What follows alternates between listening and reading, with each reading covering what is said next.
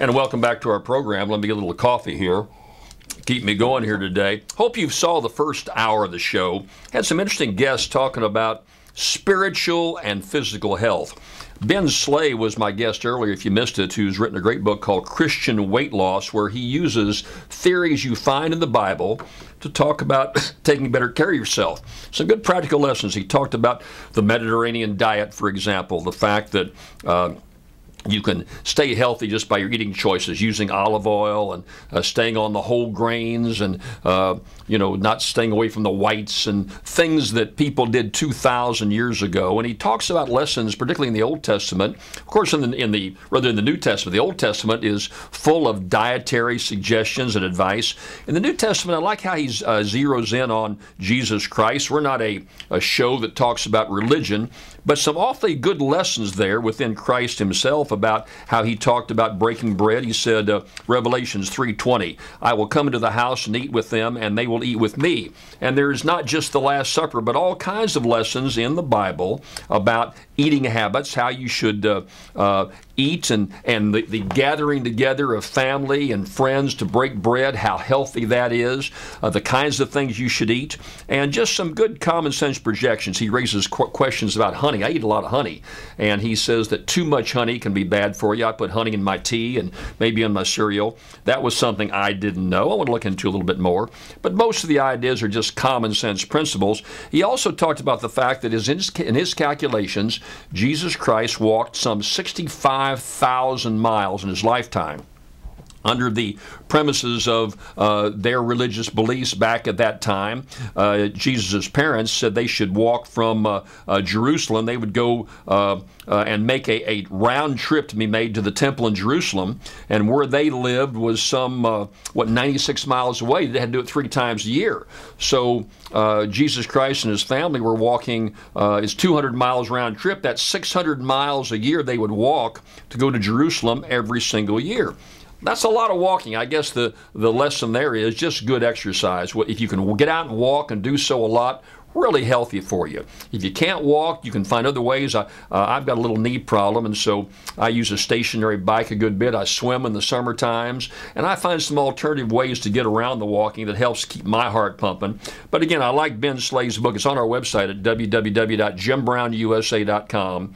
The book is called Christian Weight Loss. Some Christian principles, some biblical principles that maybe fasting, and you ought to fast every now and then. I think it's a good idea, particularly as we're getting ready for this holiday season, post-Thanksgiving and getting into the Christmas holidays where we're going to eat so darn much.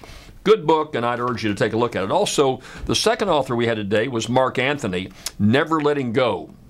And Mark is a psychic, and you can schedule a reading. I didn't know what a reading was. We had a caller that called in on the show last hour from New York who asked Mark to do a reading. And he said, look, we only got 7 or 8 minutes. I just don't have the time to do it. And a reading involves getting to know the person and then giving them some sense of how they can communicate with their family in an afterlife. I'm a little skeptical about that.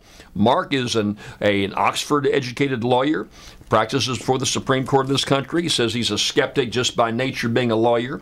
But he says that principles within his book, Never Letting Go, Help Grief with Help from the Other Side, tells him that you can communicate in some way. Now, he hit me with some thoughts and ideas. Did I ever have a dream about having a conversation with a loved one that maybe has passed away? And I said, yes, I think we all have.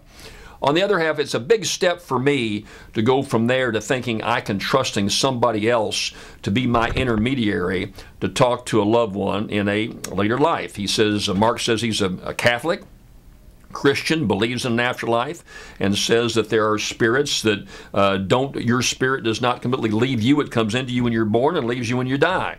And he says that he can make a pretty compelling case if you have a chance to talk to him about it. So in any event, that's your decision. That's a much bigger step for me than the eating principles in the Bible.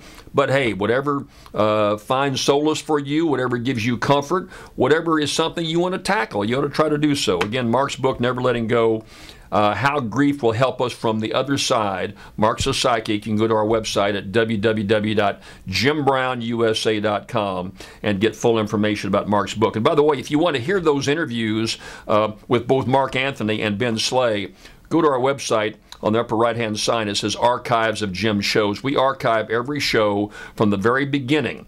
You can go back and hear all my earlier shows, and you can hear the Thanksgiving weekend show that'll let you hear those interviews. So interesting people giving you some direction for your life. By the way, Ben Slay in the Christian Weight Loss said that he has a little glass of red wine. Nothing wrong with drinking a little wine. Thinks that could be healthy for you. So that's something we've read a good bit about today. But Ben Slay brings all these principles into eating. I think they make good common sense, right? As far as the psychics, that's your choice, your decision. But I think the book is worth reading. I enjoyed them both, and there will be authors that we enjoyed talking to. We'll talk about some more. Hey, we're going to take a break right now. You're looking at, whether you're listening to Jim Brown's Common Sense, and I'll be right back after this message.